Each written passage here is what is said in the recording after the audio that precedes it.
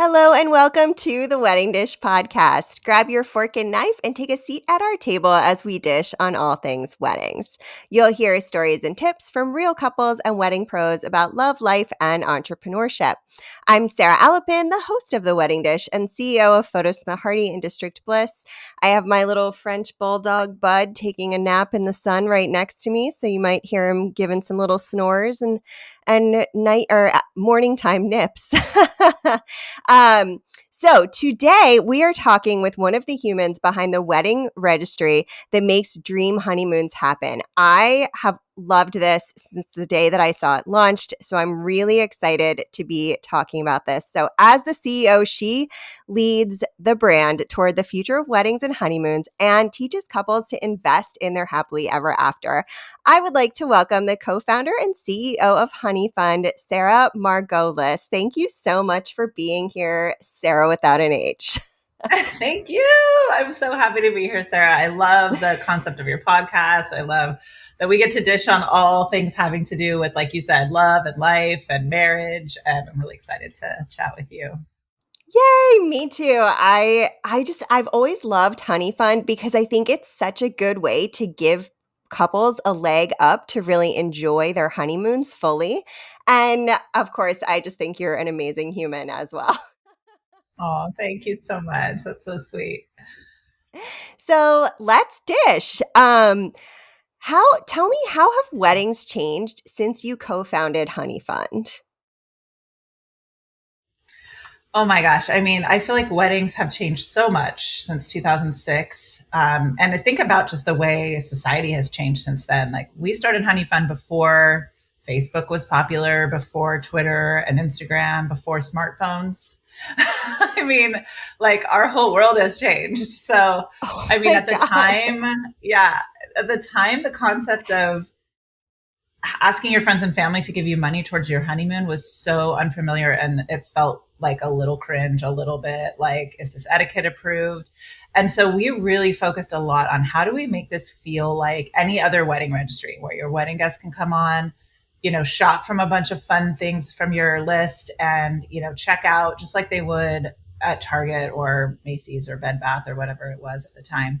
And so I think that focus on etiquette and really caring for the giver experience has been a big factor in our growth, because wedding guests just love shopping for experiences. I mean, it's like, oh my God, I wish I had this when I got married. Oh, I loved buying that, dinner for them, or that romantic meal, or, that special experience. And, it becomes a really personal and meaningful gift. And those memories last a lifetime. No toaster is going to last you a lifetime. That's very true. And a lot of the stuff that lasts you a lifetime is the stuff you don't use very often. Exactly. It's so true. And I really feel like, these days couples are valuing experiences over things more. They're really thinking, even it's coming into the wedding budget now. So you've got couples spending double what they used to spend on their honeymoon and half of what they used to spend on their weddings. So things have shifted a lot, I think, just with social media and all the advancements that I talked about, but also that sort of moment where we were all stuck inside during the pandemic, I think really drove it home. Like, oh no, we're gonna make our honeymoon happen. Like, this is gonna be big. This is gonna be the most expensive and most amazing and most lavish trip we've ever taken. And we're doing that for us. Yeah, I love that. And for me, I think as a guest, one of the fun things when people use Honeyfund and I get to register for when I get to purchase things off the registry, it inspires me to do cool things the next time I travel. Yes, exactly. I mean, we have so many guests that come on, they buy a gift for the couple, and then they get inspired to take their own trip, or they get inspired to have their own honey fund. A lot of times couples, have friends who are also going to be getting married soon. And that's just, it makes it so much fun for us to, inspire people that way. I love that. That's so fun. So, what are you seeing as the latest honeymoon trends? Okay, I love this topic so much. So for the first, 15 years of Honey Fund, our number one destination was Hawaii. Beautiful, amazing tropical paradise, absolutely a national treasure, right? English speaking, dollars, all of that. It just makes it so easy to go No and really enjoy passport. yourself. Right, no passport, all of that. In 2020 and 23, Italy took over as number one. And this is definitely, a post COVID, like, let's go bigger, let's go longer, let's go farther, let's go more exotic, let's taste new flavors, let's go to Europe. And so that was great. This year, Asia is like coming in hard. We've got Thailand, Japan, all these places. People want to go even more, even bigger, even more exotic, even more, different than their day-to-day life. So yeah, it's just been so fun to watch these trends unfold, and it's really making me want to go to Japan and Thailand. I can highly recommend Japan and Thailand. Yay, I love that. Cambodia was actually amazing too, if anyone is looking for a Ooh, really cool, different type of trip.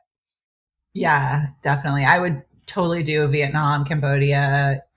There's a lot of like river cruises and things I've heard about in that part of the world.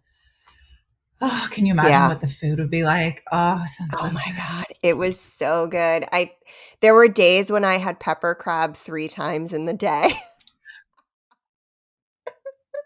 I love that. That's so great. Hey, I when in loved it. Cambodia. I know, I know. I'm excited to see what next year holds then. I wonder if it'll be like Africa or I I don't know. know. I mean, I should probably start a pool and take predictions because, yeah, I really feel like couples are just getting so much more creative, and we have more available to us, more at our fingertips as far as like research of destinations and places other people have been. Honeyfund has 18 years of destination and itinerary data in our database that we're just starting to like bring to life and allow us to kind of analyze and understand it.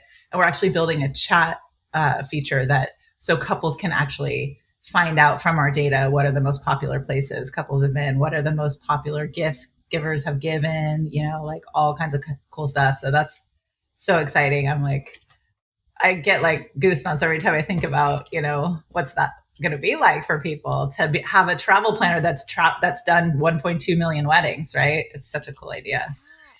Oh my And gosh, I just got honeymoons. goosebumps too. Like how much fun that research would be is off the charts. Yeah, yeah. So we're getting really excited. That's amazing. You will have to let me know. And maybe I'll have to bring you back when that comes out and we can talk about the new features and things. Oh, I mean, I'm gonna have so many insights on where couples have gone, how much they've spent, what kinds of things they did there, what kind of gifts are most popular amongst wedding guests. I mean, there's so many cool insights that are coming. Oh my gosh, I love it so much. I can't wait. So, what kind of role do you see travel as playing in a healthy relationship? Yeah, so this is something that I started thinking about before COVID. We were really thinking about like how does travel impact relationships. I have a background in emotion research and psychology research, and Oh, something that I really care a lot about, having gone through divorce, is like what makes love last. Like how do we keep relationships healthy? And travel is just one of those things that it's a special tool in your toolkit, in your marriage toolkit, because it gets you out of the day-to-day life. We all know the pressures of day-to-day life have take their toll on a love relationship. It gets you out into an environment that's full of wonder, that's you can experience wonder together. You can spend time intentionally, like you're planning, okay, today we're going to spend our time doing this thing and that thing, instead of being pushed and pulled by the pressures of life. And it just gives couples a chance to like rediscover why they fell in love and why they got married, right? And I think that it's like filling your cup. You got to refresh that love vessel like every so often. And I think travel is a great way to do it for couples who don't have the luxury of being able to travel somewhere exotic. Even just a staycation, or just spending a weekend at home without your kids and no plans, and or planning a weekly date night or whatever it is, like putting the time on your calendar intentionally to fill your vessel of love is so important. I could not agree more. I love that you have a background in psychology and all of those things as well. How cool. You have a fascinating life, Sarah, without Oh, an thank you. H. Thank you so much. I live in my hometown. I don't know how fascinating that is, but but I've had a lot of fun. I've gotten to know some really neat people. Our experience on Shark Tank actually opened a lot of doors for us too, and so I feel like I get to give it all back to our couples. I get to work on this problem of like how do we keep people in love even when things feel so stressful, in your own lives and in the world around us. I think that's really brings me a lot of meaning and purpose. Oh, that's really sweet. Um, okay, final question. If you could go anywhere in the world, where would you go and what would you do? Oh gosh, this is so hard. Um, oh, I there's told you it there's was so going to many be a fun places. final I question. know you are really putting me on the spot, Sarah. Um, okay, just because I'm going to say Norway, and the reason is it's one of my countries of heritage. My grandfather, who's still living, 94, is 100% Norwegian, and I would love to see the northern lights and the fjords and like have the sun being up all day long and just experience the beauty and the culture and connect to my heritage. I think that would be so cool. Would you go to like Svalbard or any of like the islands that are like close to the Arctic Circle? Yeah, I would love to do like literally everything that you can do there. I mean, it's not a huge country, right? So you could do a lot in a couple weeks. But yeah, the Northern Lights is kind of like one of my bucket list things that I haven't done yet. I That would be so fun.